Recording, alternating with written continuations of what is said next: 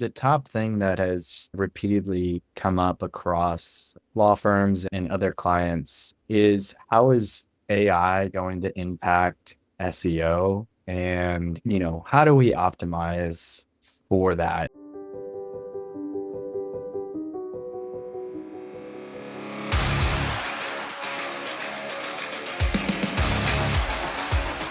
Sharp strategies, sweet success.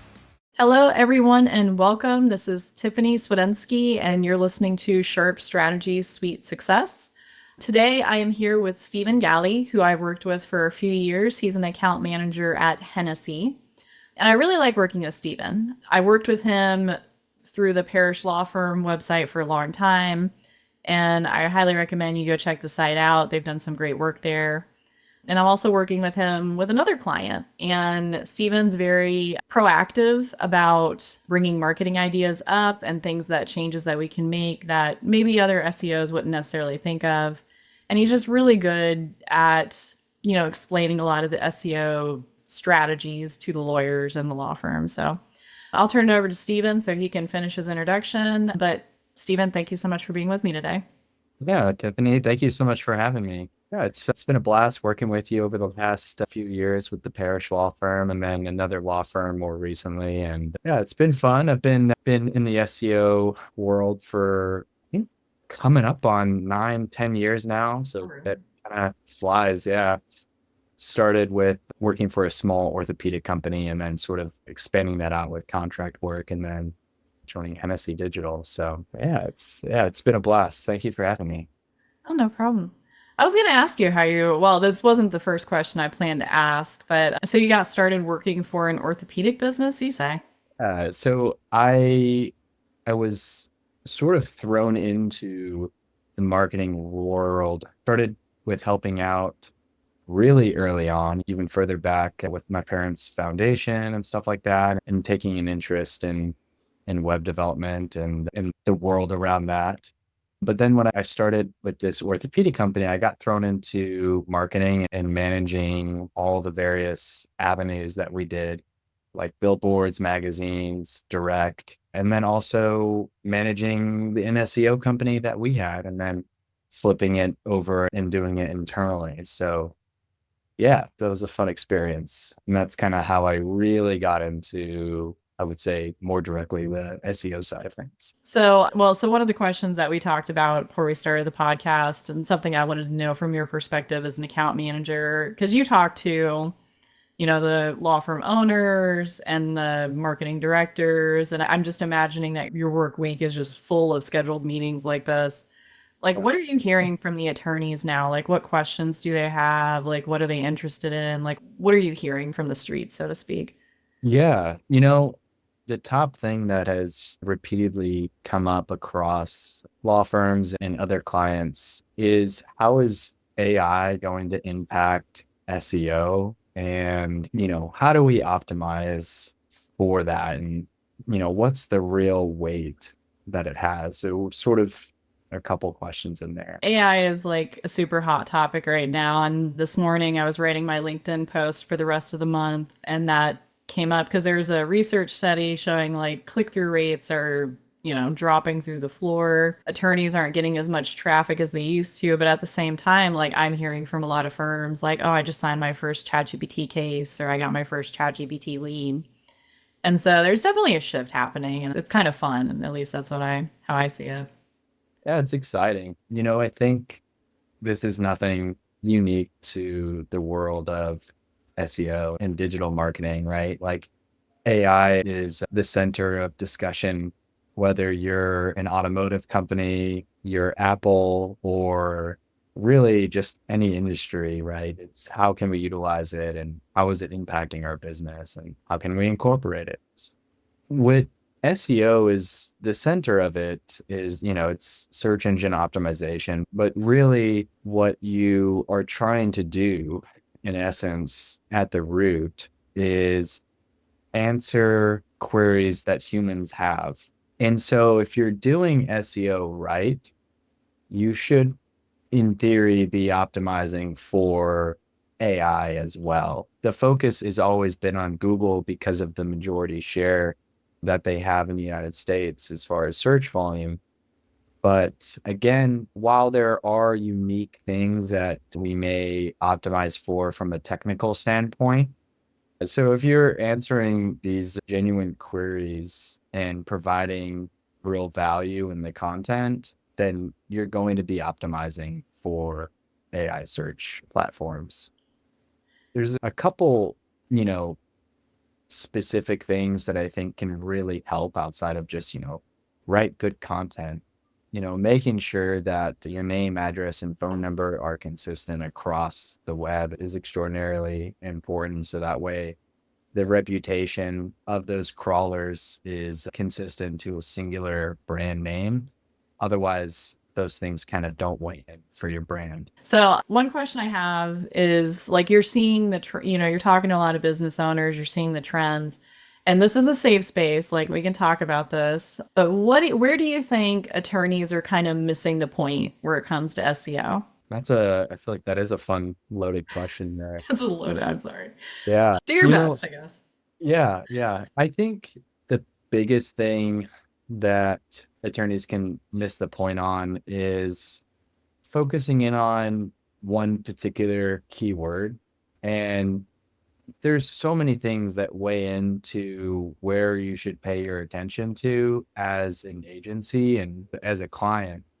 And, you really want to determine, it depends basically on the scale of the client, but you want to focus in on where you're going to get the best ROI. And often the most competitive keywords are going to take the most amount of resources and time to optimize for.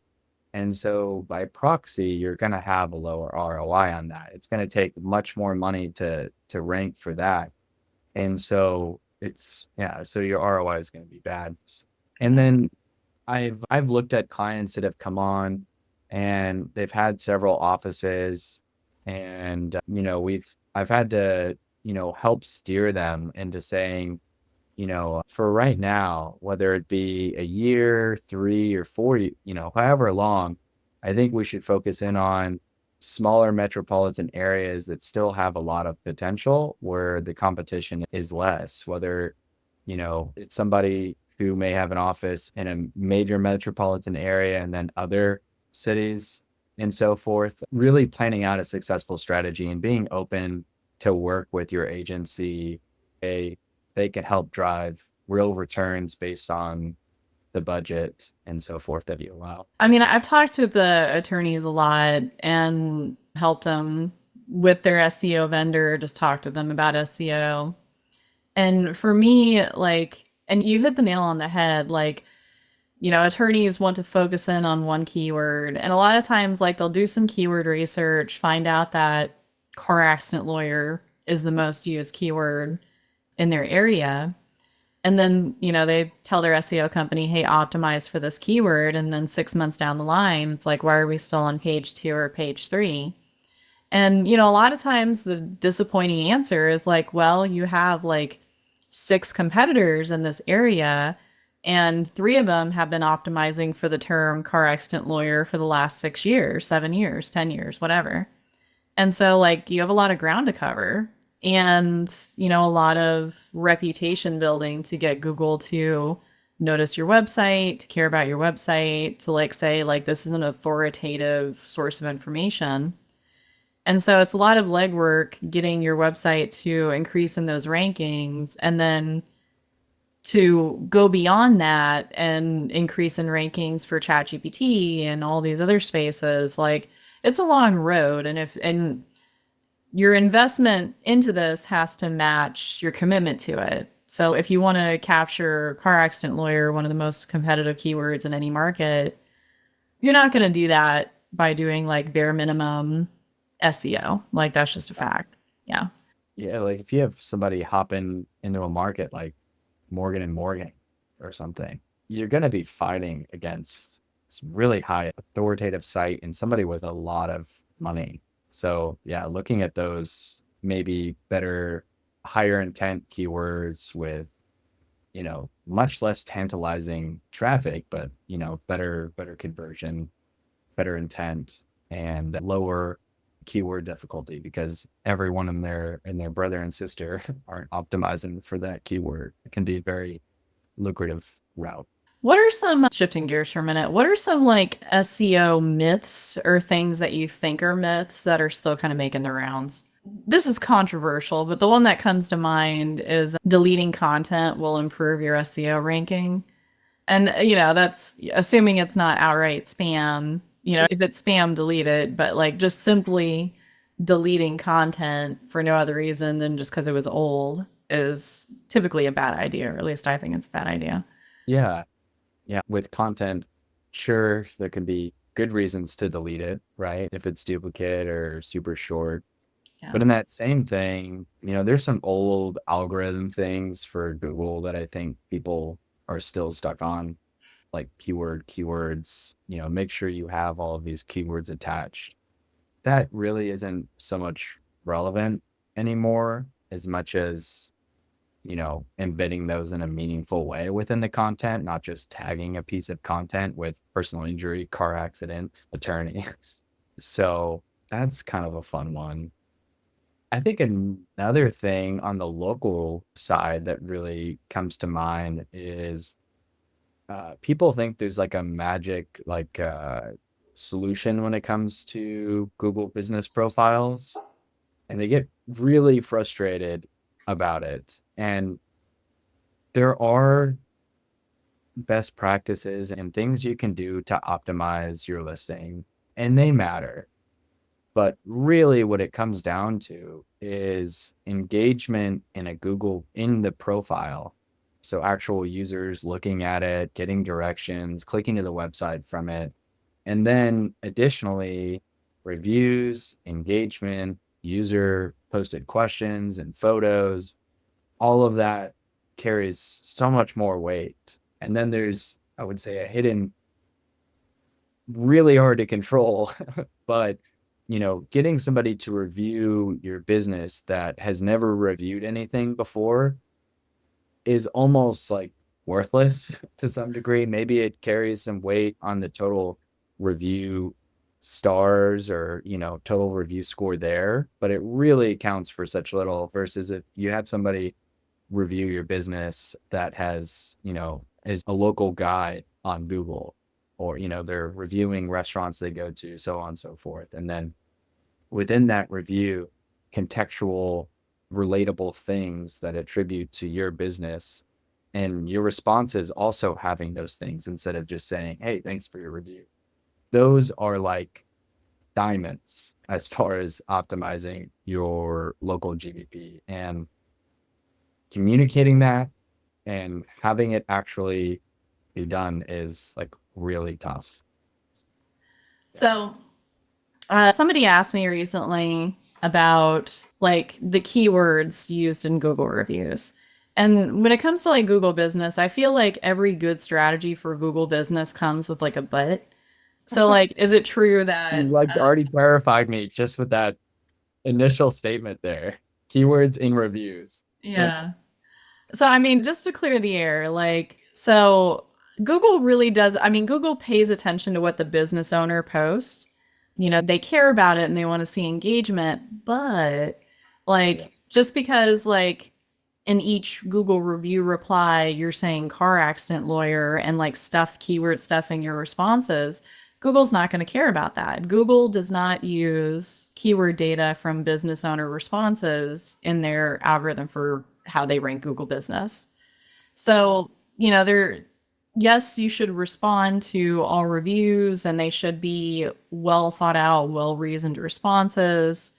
But, is there some algorithm that's like seeing if the business owner is using their keywords, and is that, no, that's debunked, I think. Yeah. adding actual value and increasing the engagement is where that'll come in. But yeah, just keyword stuffing if anything, it could have a negative impact and flag you for being spammy and discredit your other replies. So yeah, keyword stuffing, not great. If there's relevance and it truly makes sense, then that's great. And that's a really good opportunity. Yeah, Google Business is difficult because it's so simple But there are so many factors that are just outside of the business owner's control. And a lot that are, there's some stuff that you can do there, but it's also stuff that's more boots on the ground type efforts. An SEO company, and you guys are great, but an SEO company can't source authentic, lengthy reviews from past clients. That's best done by the people who worked on the case or by some automated review follow up process. And so, there's a lot that can be done on Google Business, but unfortunately, it tends to be the more authentic, natural things that a successful business would do automatically, I guess, like responding to reviews or adding their service locations accurately. And I don't know, this is my personal opinion, but I think people overestimate how intelligent the Google algorithm is, but simultaneously underestimate it because you can't convince me that Google doesn't have an AI program that's scanning business reviews and scoring how meaningful those reviews are or something to that effect. Yeah. Maybe they don't, but it seems like that's definitely on the horizon soon, if not already. And engagement too. I mean, they're trying to keep their user base. And by doing that, they want to provide the most convenient and, streamlined process that they can. So engagement times are important. So really that's what it comes down to. Yeah. And then like how quickly intake answers the phone. Do they go back to Google and call somebody else? Like there's so many factors that go beyond just like what we do on the platform. So it's kind of Bring up crazy. such a good point. You know, one of the biggest things that I think goes missed, whether you're talking about, working with your case management team to ensure that they're capturing opportunities for reviews and so forth. And then you mentioned in the intake team as well, you know, law firms spend a lot of money when it comes to marketing, whether that's billboards, TV ads, SEO, social media, what have you. And I feel like it's sort of an afterthought to look into their intake team, their answering service, actually spend the time to listen to how those calls are being handled or how those prospect clients are being treated and how fast, form submissions or reviews are being responded to. All these things are super important. I mentioned I worked with Hennessy Digital. I guess I have my background on too, so that. But one of the things that we've done is we actually conduct a yearly lead form response time study, and we see how fast law firms pick up the phone, how fast they respond to forms when there's a genuine lead. And it's shocking the amount of law firms that take, over a day plus or don't respond at all.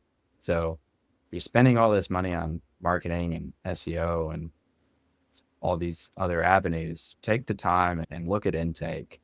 Work with your team locally to make sure that you are really capturing this. And then I would say work with the agencies and the teams that you are paying and give them the information so that they can work with tracking and analytics and everything to effectively see what campaigns and efforts are working, and there's not a guessing game. So all of those are really important, and it sounds like rudimentary, but the success rate and the actual percentage of clients that do that is rather low. Man, yeah. So that's important. I mean, I think law firm owners are notorious for believing they have a marketing problem, and sometimes they do, but Yeah. believing they have a marketing problem when really their issue is with intake. And I've worked in law firms and I've seen how they walk backwards into these bad decisions, like form responses. So, and I've heard they will remain nameless, but they might know who they are, so don't come after me. But, I've had an attorney say, like, if somebody can't wait 12 hours or 24 hours for us to respond to their form, we don't want them as a client anyway, because, we're probably not going to respond that fast to their emails, when they're signed as a client.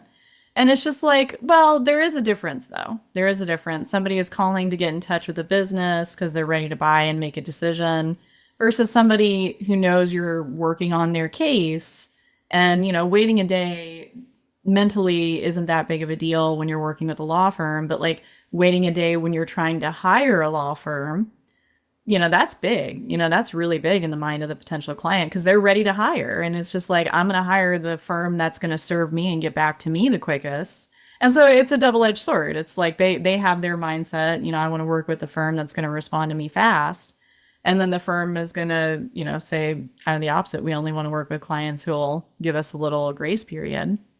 Like, as a personal injury attorney, you want your client to get medical help if it's needed, fast and timely, and all these things. And time matters in most stuff. So, Oh. yeah. And if you were injured, wouldn't you, as you're looking for, if you've taken a day, they've probably already looked at other options, and somebody may have responded faster and had the time to pitch and sell and sign them. So, Well, and feel like business owners, we all kind of live in our own little bubbles and we all think we're great. Business owners have egos. And so we get into this mindset of like, they really want to hire me. They should want to work with me. There's nobody else better. And whether or not they vocalize that, I feel like a lot of business owners believe that. And so they don't really see the threat in, a competitor responding quicker, giving better customer service because, if you show attorneys a list of other attorneys in their area, it's my favorite thing to do. They'll just start telling you about how all the other attorneys suck. I try it sometime. Like, hey, I want to show you a list of your competitors. And I guarantee you every single one will be like, that guy is a POS. He had a bar complaint against him 2 years ago. He's a jackass. Every time. It works every time. yeah. Yeah. If you know how to entertain yourself. So, like, I don't feel like we really see the threat in competitors because I think attorneys maybe feel like people know the things that they know kind of unconsciously, like this guy's a bad attorney. But your customers don't know that. And what matters to them is resolution to their legal issue and they want to get started now. So, they'll hire the law firm with a bad attorney with a bar complaint, 2 years ago. If that attorney calls them back the quickest, they a lot of times will. And so Yeah. it's important to be mindful of that. Yeah. It's extremely important. I think, it probably has to do with the mindset um, that hands itself to the industry. I mentioned orthopedics, similar mindset as well there. And I've seen it across also like other small businesses that I've worked with. So maybe maybe there's a little bit more to it. Maybe it's not just the industry, but if you're running a business and you're an entrepreneur, you have to have the confidence and you want to think that you're the best. And it's also tough to see the consumer side of things, I think, at times. And that's important to think about when you're looking at your business is how is the consumer interfacing with you and what's that look like and how does it feel to be a part of that and how can that be made better? And that'll help everything downstream, from reviews to signing more cases, you're getting more business and all of it. This kind of sort of a self, what do you call it? Perpetual Feeding. motion device. Yeah. It'll be like a perpetual motion device there. So, the better you treat the client, the better the intake is, the more reviews you'll get, the more business you'll get from that, faster you'll sign cases, so that is super important when you get to the nuts and bolts. Momentum is great. It's great once you get it, but you have to like put in the work to get to that point where you're like the juggernaut. Now I'm thinking about X-Men. And like, once you get moving, nothing can stop you, but getting moving is the So much hard part. space can still Yeah. happen, with those big law firms, they're getting less time to evaluate each case and so forth. And, but Yeah. so definitely important. Well, I appreciate you being on with me today, Stephen. My last question traditionally is, was there anything that we didn't talk about that you wanted to talk about? And if you had anything, just go off, Queen. Gosh. I think we did a really good job with covering everything. If I had to end it with something, I would say remember that the various partners that you're hiring to do your business, regardless of level, they're there to work with you and not necessarily just for you, right? If, maybe it's different if you're just hiring somebody to like pave a driveway or something, right? But this is a partnership And whether it's a commercial or SEO or whatever, working with them is going to lead to the best results. And so remember that. And I think it'll help in all areas of various partners that you work with.